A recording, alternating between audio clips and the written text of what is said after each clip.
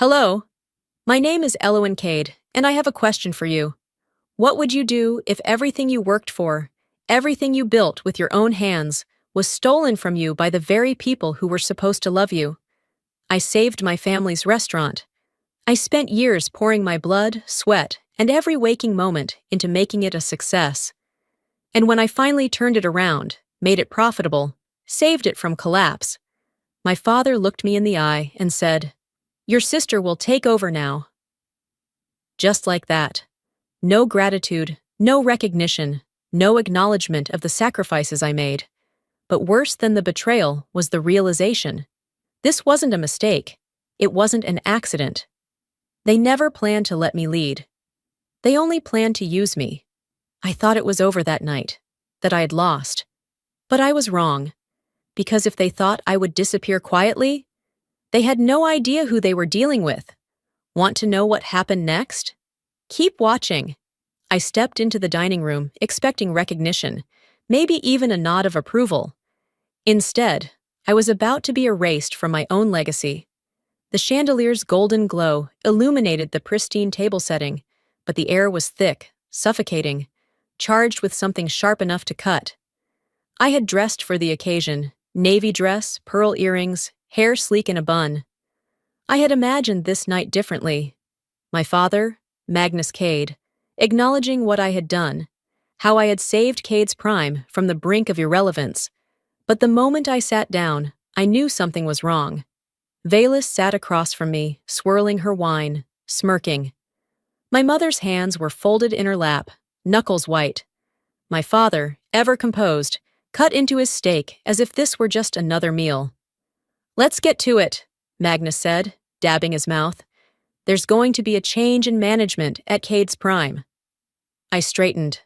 This was it. Finally, he would acknowledge my work. "Valis will be stepping up as the new CEO.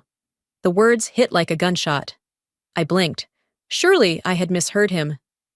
"What?" My voice was steady, but my fingers tightened on the napkin in my lap. Magnus exhaled, like he was dealing with a stubborn child. "It makes the most sense. Valis understands the industry. She has presence, connections. You're great with numbers, Elowen, but leading a company takes more than spreadsheets and analytics." Valis chuckled, setting her glass down with infuriating delicacy. "Don't take it personally. Dad just needs someone who can actually command respect." The room blurred. My breath stalled. "You can't be serious," I said, my voice slicing through the polished pretense of civility. "I built the campaign that turned Cade's Prime around. Before that, you were months from shutting down. Magnus raised a hand, silencing me effortlessly. "Let's not get emotional," I swallowed hard. "This isn't emotion. This is reality. You're handing my work, my success, to her?" I gestured toward Vilas, who looked amused. "Vilas has leadership qualities," Magnus said smoothly. "She knows how to network, how to build relationships. You're brilliant, Elowen, but leadership isn't just about results. It's about charisma, influence, and she has it." I laughed, humorless. "She hasn't lifted a damn finger for this company." Valis sighed, inspecting her nails. "That's not fair. Shut up," I snapped. "You did nothing. You sat back while I worked myself into the ground, and now you're reaping the benefits." "Enough!" Magnus's voice was final. "The decision is made." A sickening weight settled in my chest. It was never about merit, never about effort. It was about control. Magnus reached into his pocket, pulled out his wallet, and tossed a $100 bill onto the table. "For your contributions." The insult landed like a slap. $100. For years of dedication, for the nights spent perfecting strategies, for crafting the campaign that saved us. Silence stretched. My mother shifted but said nothing. She never did. I reached for the bill, fingers brushing the crisp paper. Slowly, I folded it into the napkin on my lap. I stood. Magnus sighed. "Don't be dramatic." I smiled, cold and controlled. "I'm not. I'm excusing myself," Valis chuckled. "That's probably for the best." I turned and walked out. No slamming doors, no yelling, no begging. I simply left. Let them think they had won. Let them believe I would disappear quietly. They had no idea what was coming next. The city moved on as if nothing had happened. Yellow cabs weaved through traffic, coffee vendors called out orders, and the scent of fresh bagels and burnt espresso filled the air. But for me, the world had changed overnight. I sat alone in the cafe that used to feel like a second home. This was where my team and I had brainstormed, laughed over ridiculous ideas, and celebrated victories. But today, the energy was different. The chair across from me, where Orson always sat, was empty. The usual banter was gone. I had lost everything. Clutching my coffee, I clung to the hope that this was some mistake. That illusion shattered the moment I glanced at my phone. Velas Cade, the mastermind behind Cade's Prime's turnaround, unveils bold new vision for the future. My breath caught. I clicked the article, scanning words that should have been about me. With a revolutionary marketing strategy, Velas Cade has proven herself a force in the culinary industry. Her innovative approach to digital branding saved the restaurant from collapse. Now, under her leadership, I stopped reading. The coffee cup in my hand trembled. I placed it down before I shattered it. She had taken everything, not just my position, not just my future. She stole my work, the campaign, the sleepless nights, the meticulous planning, and now she was standing in front of cameras, smiling like she had bled for it. The article included a photo of her mid-laugh, radiant in an emerald dress. The caption read, "A visionary in the making." That should have been me. My phone vibrated. A message from Orson. "We need to talk." I grabbed my coat and left. Orson was already seated when I arrived at his office.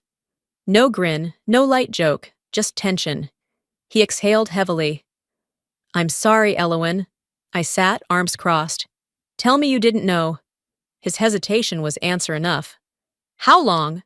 He ran a hand through his hair. "Magnus called a few weeks ago. Said they were restructuring. Said you'd be moving on." I laughed, hollow. "Moving on? That's what they're calling it? You know how this works. Magnus is untouchable. If I pushed back, I would have been out too." "You should have been out." My voice sharpened.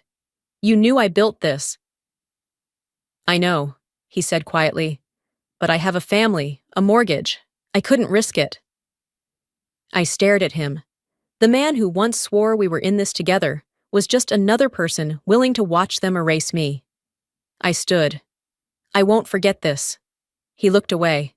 "I didn't think you would." That evening, I met Irindis at a quiet rooftop bar. She hugged me, and for a brief moment, I let myself believe someone was still on my side. "I don't know what to do," I whispered. She sighed. "I wish I could tell you this wasn't happening, but you saw the news." "I saw?" She hesitated. "Elowen, if I take your side, Magnus will blacklist me. I'll never work in marketing again." I already knew the answer. "You're staying!" Tears welled in her eyes. "I'm so sorry." The apology was real, but it didn't change her choice. I nodded. "Take care, Irindis." "Elowen!" But I was already walking away. The neon lights of Times Square flickered. The streets pulsed with life. But I wasn't part of it. I was nowhere. I had built something real, something that mattered. And in one night, they took it all. My father, my sister, my closest friends. I had nothing. But maybe that meant I had nothing left to fear. I stared at the email, my mind refusing to process the words in front of me. Subject, legal notice. Cade's Prime, VC, Elowen, Cade. I clicked on the attachment, my breath shallow as the official document loaded on my screen. Cease and desist. Intellectual property theft. Breach of contract. They were suing me. For my own work. My stomach turned, a slow rolling sickness spreading through me. I had lost my job, my allies, my dignity. But I had thought, at the very least, that I still had my integrity. That no matter how cruel they were, Magnus and Velas wouldn't sink to this. But of course, I had underestimated them. I gripped the edges of my laptop, my knuckles white. The cold glow of the screen cast eerie shadows in my dimly lit apartment. The air was heavy, suffocating, like the walls were closing in. I scrolled through the lawsuit, my vision blurring as I skimmed the accusations. Plaintiff asserts that defendant unlawfully misappropriated proprietary marketing materials and strategic business plans developed by Cade's Prime, thereby engaging in deliberate and malicious intent to exploit company assets for personal gain. It was laughable. They had stolen from me every campaign, every strategy. They wouldn't even have a company to fight over if not for me. And yet, here they were, rewriting history, turning me into the villain. My hands trembled as I reached for my phone. I didn't even think before dialing. Magnus answered on the second ring. "Elowin," he greeted, his voice as smooth as ever. "I assume you got the notice." I clenched my jaw. "You son of a bitch!" A low sigh. "Watch your mouth." "Watch my—" I let out a short, hollow laugh. "You're suing me for my own work, Magnus. Do you even hear yourself?" "It's not personal," he said evenly. "It's business. You know how this works." I squeezed my eyes shut, pressing my fingers to my temple. No, this is personal. You stole from me. You humiliated me. And now you want to destroy me?"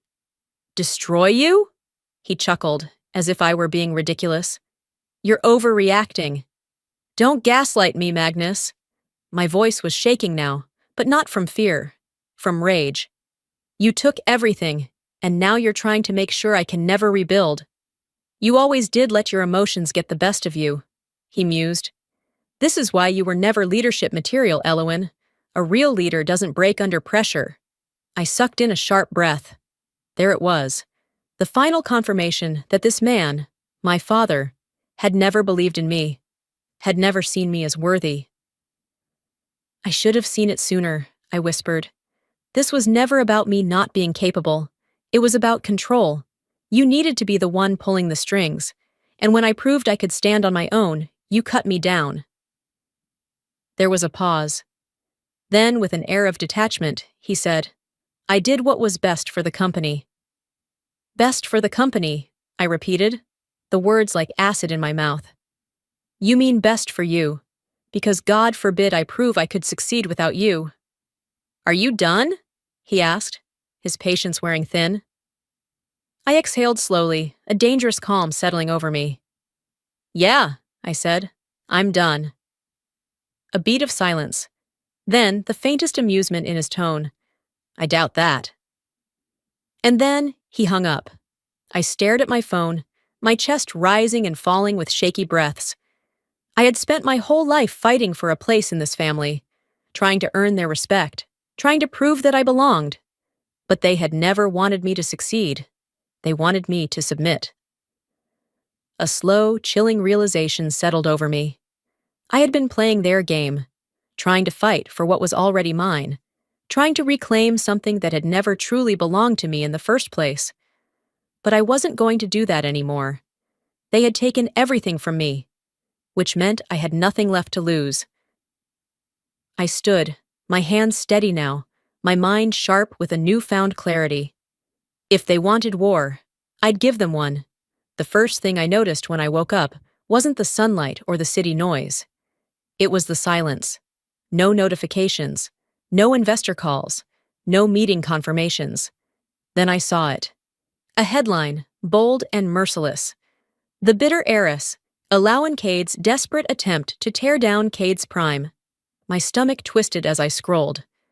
Once a promising figure in the culinary world, Elowin Cade has taken a shocking turn, suing her own family in what insiders call a petty revenge scheme.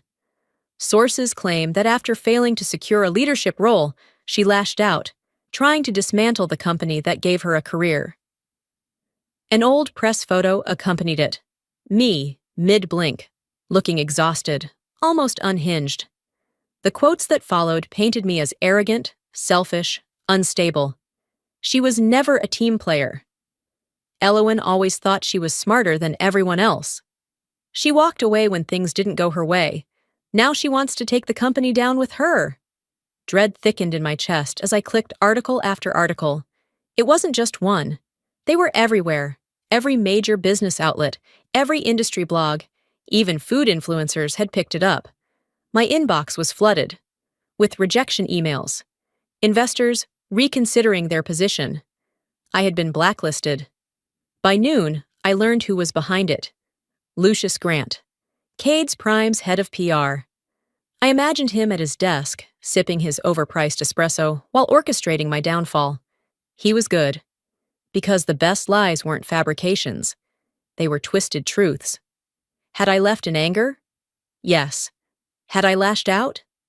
Absolutely. Had I refused to stay silent? Without a doubt. But none of that made me the villain they wanted me to be. I paced my apartment, my mind screaming at me to fight. But the reality settled in like cement. No one was coming to my defense. Orson was silent. Arindis had made her choice. The people I had worked beside for years weren't risking their careers for me. I was alone. I dialed Magnus. I shouldn't have. I knew it was a mistake before he even answered. Elawan, he greeted smoothly. I was wondering when I'd hear from you. You did this. He chuckled. Did what? The articles, the interviews. You turned me into your villain. A pause. Then amusement lacing his voice. You did that all on your own. My grip tightened on the phone. This is warfare, Magnus. Business, he corrected. Nothing personal. I laughed, sharp and humorless. Like suing your own daughter was just business? Like letting Valus steal my work was business? Careful, Elowen, he warned, voice smooth. You're getting emotional. Again. Again. Like I was a child throwing a tantrum. I inhaled sharply, my voice dropping to a deadly calm. You think destroying me will stop me from fighting back, but Magnus, I smiled. You always underestimate me. A pause, then a lazy chuckle. Do I? I didn't answer. Instead, I whispered, if you don't stop, I'll burn it all down. Empty threats don't suit you, sweetheart. This isn't a threat. My fingers curled around my phone. It's a promise. He exhaled, almost bored. You always overestimate yourself. And then the line went dead. I stood there, gripping my phone long after he was gone, my pulse thudding in my ears. For years, I had believed that if I worked hard enough, he would see my worth.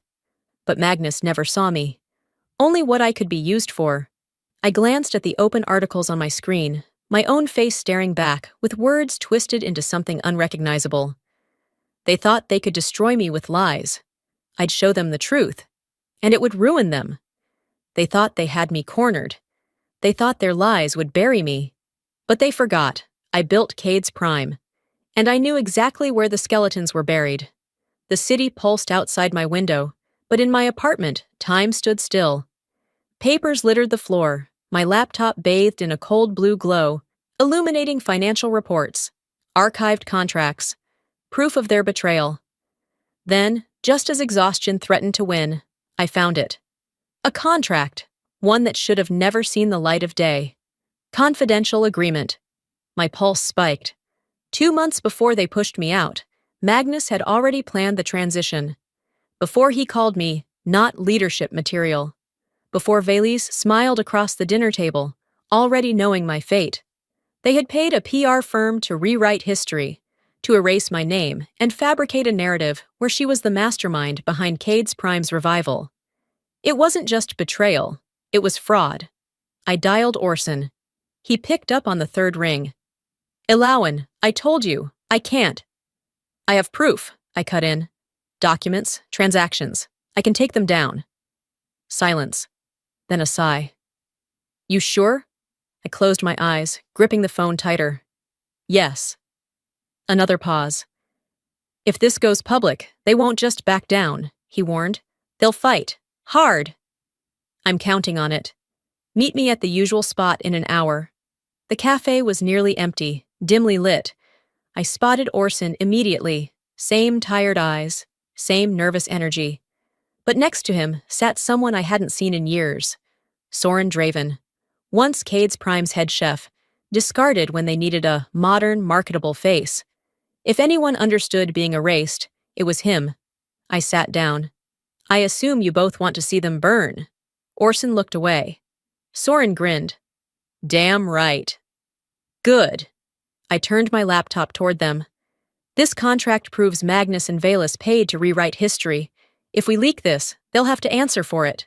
Orson shook his head. You don't just leak something like this. You strategize. Magnus controls the media. If we do this, we have to be airtight. Soren leaned forward. What else do you have? I hesitated, then opened another file. A financial report, buried deep. A falsified cost-cutting strategy under Valus's name. A fabricated success story. Soren let out a whistle. Well, damn, I nodded. If this gets out, investors will pull out. Lawsuits will pile up. Orson rubbed his face. You're playing with fire, Eloan. I met his gaze. Number, I'm setting the fire. Silence stretched. Then Orson nodded. Soren chuckled. Let's burn the bastards down. I closed the laptop, my pulse steady, my mind razor sharp. It was time to strike. Orson ran a hand through his hair. We need to be careful. If we move too fast, Magnus will twist the narrative before we even get a chance to expose him. I nodded. But something wasn't sitting right. I had spent years studying Magnus, watching how he played the game. He didn't just react, he planned. He always knew his opponent's next move before they made it. And yet, here I was, sitting on the very evidence that could tear his empire apart, and I had the gut-wrenching feeling that he already knew. Soren leaned forward. What's wrong? I stood abruptly, crossing the room, my mind racing. Think about it. We just found the one document that can obliterate Cade's prime, but we've been gathering intel for weeks. Why did it come together so easily now? Orson frowned. You think someone set you up? I turned to Erindis. You still have access to our team's shared drive, right? She nodded, pulling out her phone. I watched as her fingers flew over the screen. A few moments later, her face paled. Shit. I stepped closer. What? She turned the phone toward me. A recently accessed file. The exact same report I had pulled up just minutes ago. Except, it wasn't accessed from my laptop. Someone else had been in it. I clenched my jaw.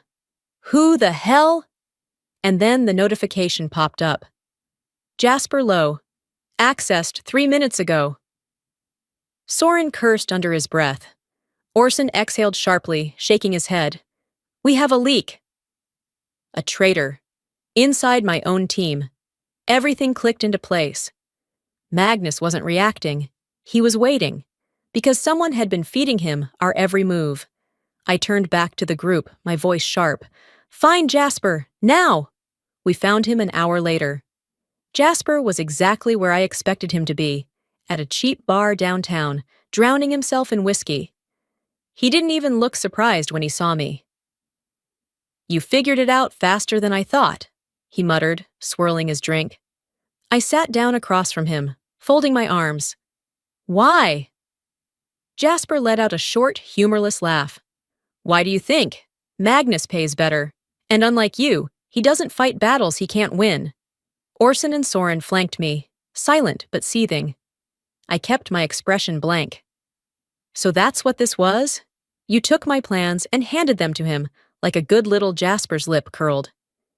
You don't get it, Eloan. They'll always win. You were never meant to lead. A slow, cold smile spread across my lips. Funny. That's exactly what they said before I burned their empire to the ground. His jaw twitched. I stood, sliding a piece of paper across the table. He glanced down, confused. Then his face fell. It was his termination letter. Effective immediately. Signed, notarized, and circulated to every high-end restaurant and marketing firm in the industry. You work for Magnus now, right? I leaned down, my voice soft but lethal. Let's see if he cares enough to save your career. I turned and walked out, my heels clicking against the tile. Behind me, Jasper shouted something, but I wasn't listening anymore. If they thought I'd crumble over one traitor, they underestimated me. Now? It was personal. They had stolen from me, lied about me, planted a spy in my own ranks. But now, it was my turn to strike, and I wouldn't stop until the whole world saw them for what they really were. The Culinary Excellence Awards were the pinnacle of the industry, a night where the biggest names in fine dining gathered, where deals were made, reputations cemented, and careers launched. It was also the perfect place to burn Cade's prime to the ground. The ballroom at the Ritz was a masterpiece of opulence, gold chandeliers casting soft light over sleek tables, the scent of aged wine, and delicately plated hors d'oeuvres hanging in the air. Men in sharp tuxedos, women in designer gowns, and at the center of it all, standing smugly at the podium, was Magnus Cade, my father, the industry's visionary, the man who had built a kingdom on my back and then discarded me like I was nothing. The applause as he took the stage was thunderous. Cameras flashed.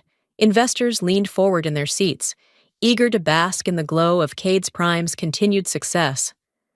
Magnus smiled, slow, composed, confident. "It is an honor to be recognized tonight," he began, his voice smooth, practiced. "When I started this journey, I envisioned something greater than just a restaurant. I envisioned a legacy." I stood. The room went silent. Eyes turned. Murmurs spread like wildfire. I walked toward the stage, heels clicking against the polished floor, every step measured. I saw Velis sitting at a VIP table, her fingers tightening around the stem of her champagne glass.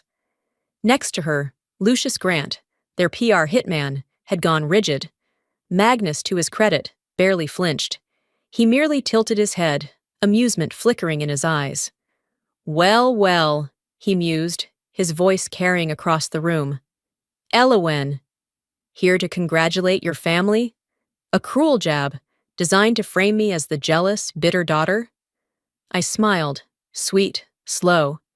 Then I reached into my clutch, pulled out a stack of papers, and held them up for everyone to see. "I'm here to tell the truth." Magnus's smile tightened. "Now isn't the time for personal grievances." "You're right," I cut in, turning toward the crowd. "This isn't about personal grievances. It's about fraud." Gasps rippled through the audience. Journalists perked up. Phones were already being raised, recording. I stepped forward, voice unwavering. "My father, Magnus Cade, would have you believe that Cade's Prime is a symbol of excellence, that his leadership is the reason for its success." I held up the documents. "But what if I told you this entire brand was built on lies?" A journalist stood. "What are you saying, Miss Cade?" I turned slightly, making sure Magnus saw the ice in my expression. "I'm saying my father didn't revitalize Cade's Prime." "I did. I developed the marketing strategies that saved this company. And when I was done, they stole my work, erased my contributions, and rewrote history to make Velis the genius behind it all."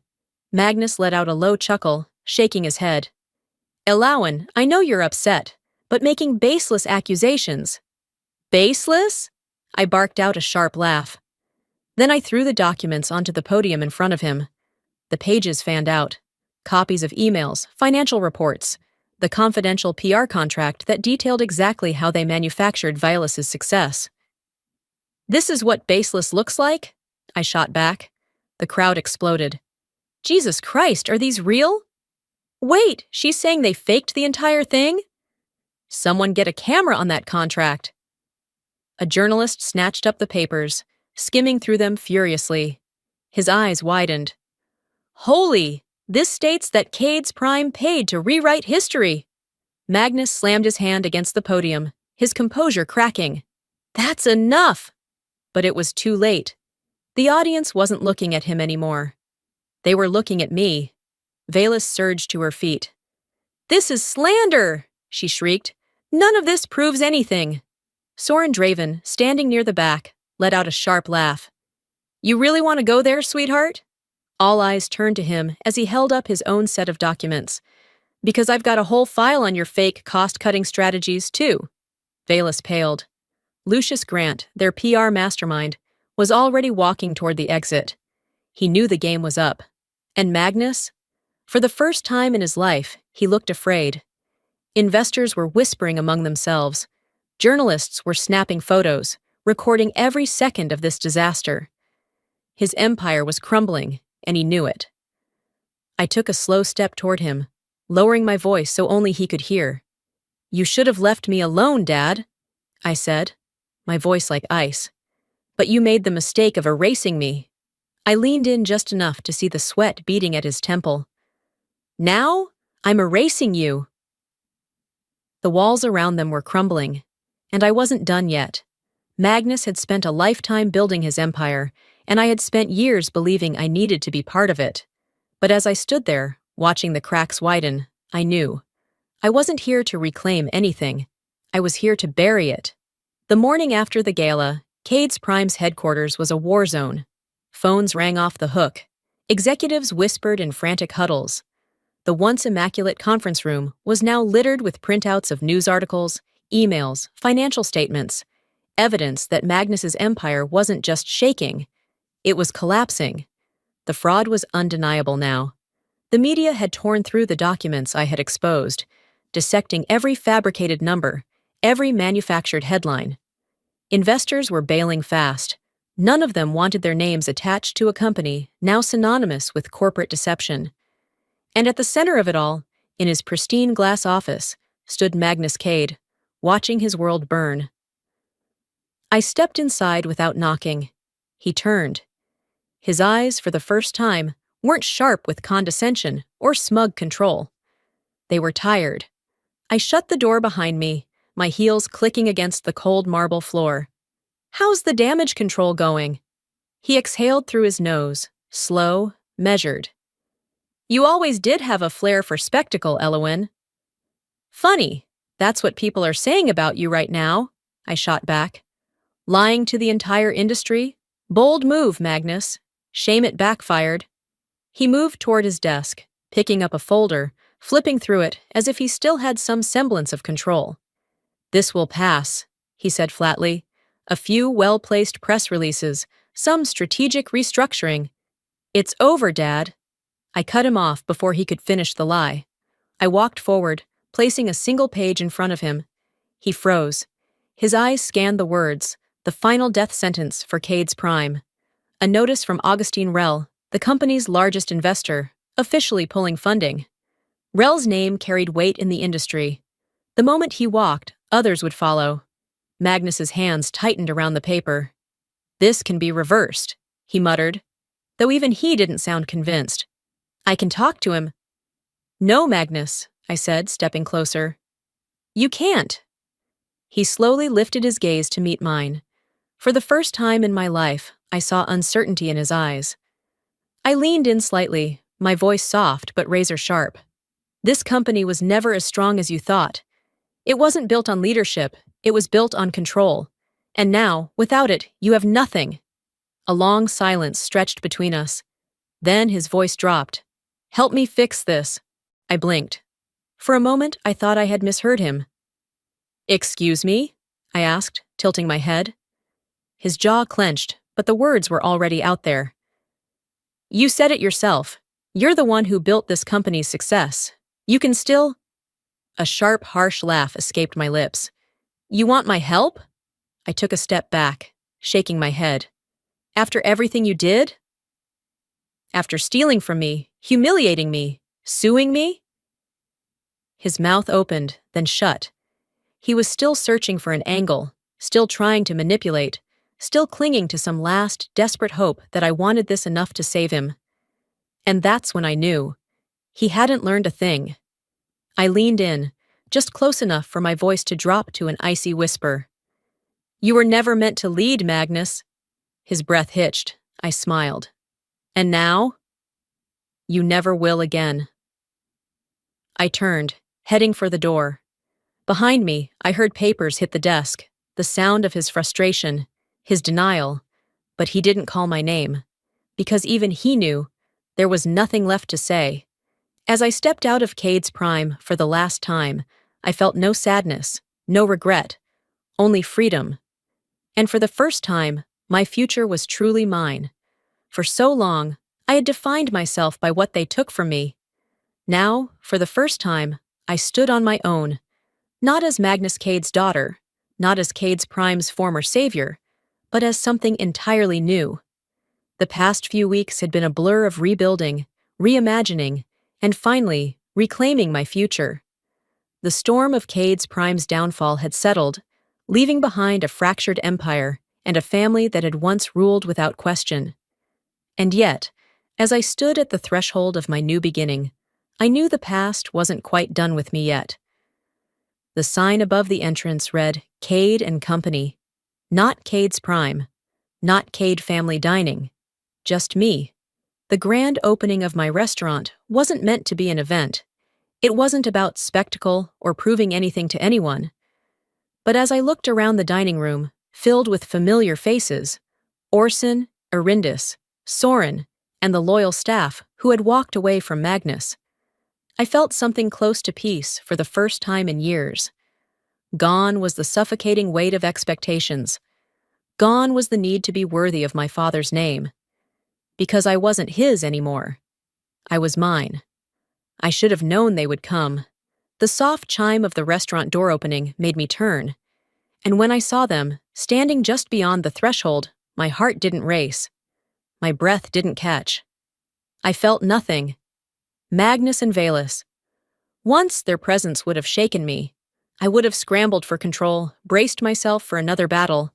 But now, they were just two people from my past, strangers in familiar skin. Valus was the first to speak, her voice sharper than usual, like she was clinging to whatever shreds of power she had left. So this is what you've been doing? She gestured around the restaurant, her smile thin.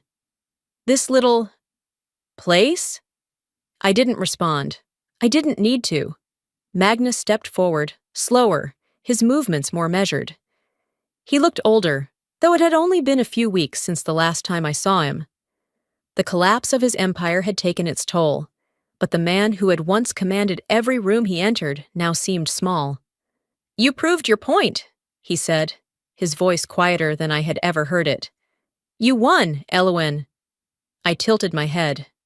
Did I? His jaw tightened, but he didn't argue. Instead, he exhaled, glancing around at the restaurant. You built something, he admitted, and for a moment, there was something almost genuine in his expression. I underestimated you. A lifetime ago, those words would have meant everything to me. But now, standing here, I realized they didn't matter at all. I smiled. Not out of victory, not out of spite, just because I finally understood the truth. I didn't do this to prove you wrong, Magnus, I said. I did this to prove myself right. Silence stretched between us. I saw it then, the first flicker of true defeat in his eyes. Not because I had destroyed his company, not because I had exposed his empire for what it really was, but because I didn't need him anymore, and that, more than anything else, was a loss he could never recover from. Valus scoffed, crossing her arms. Are we supposed to congratulate you? I turned toward her, my expression neutral. You can do whatever you want, Valus. It doesn't matter to me. Her mouth pressed into a thin line. She hated that she no longer had the power to get under my skin. Magnus ran a hand through his graying hair, his shoulders lowering just slightly. Is there anything left to say here? I studied him for a long moment, then shook my head. No, I don't think there is. He gave a small nod, acknowledgement, or maybe acceptance. Then, without another word, he turned and walked toward the door. Valus hesitated, her fingers twitching at her side like she wanted to say something else. But in the end, she followed him out. And just like that, they were gone. As I stood there, watching the door slowly close behind them, I waited for the flood of emotions, the relief, the sadness, the closure. But what I felt was simple. Freedom. For years, I had wanted their approval. Now I didn't need it. And that was the greatest victory of all. I turned back toward my restaurant. My life. I had spent years chasing something that had never been mine to begin with. Now I was done chasing. I was ready to build something entirely my own. For years, I believed that hard work, loyalty, and dedication would always be enough. That if I proved myself, if I gave everything, my family would recognize my worth. But I was wrong. Life doesn't always reward the most deserving. Sometimes the ones who take shortcuts, manipulate, or inherit power win by default, not because they earned it, but because they were handed it. But here's the truth. You don't need their approval. You don't need their validation. You are more than what they think of you. If this story has taught me anything, it's that when people try to erase you, dismiss you, silence you, let that be your motivation. Not to seek revenge, not to prove them wrong, but to prove yourself right. I didn't fight to reclaim what was stolen. I fought to build something better. And in the end, that's the real victory. Now, I want to hear from you. Have you ever been overlooked, underestimated, or cast aside by the very people who should have supported you? How did you handle it? Did you fight back? Did you walk away? Share your thoughts in the comments. I want to hear your story. And if this video resonated with you, drop a 1 in the comments or tell me where you're watching from. If you didn't like it, tell me why. I value all perspectives. Most importantly, don't forget to subscribe. If you love stories that challenge, inspire, and push you to think differently, hit that button and turn on notifications. Because trust me, there's more to come. Your story isn't over yet.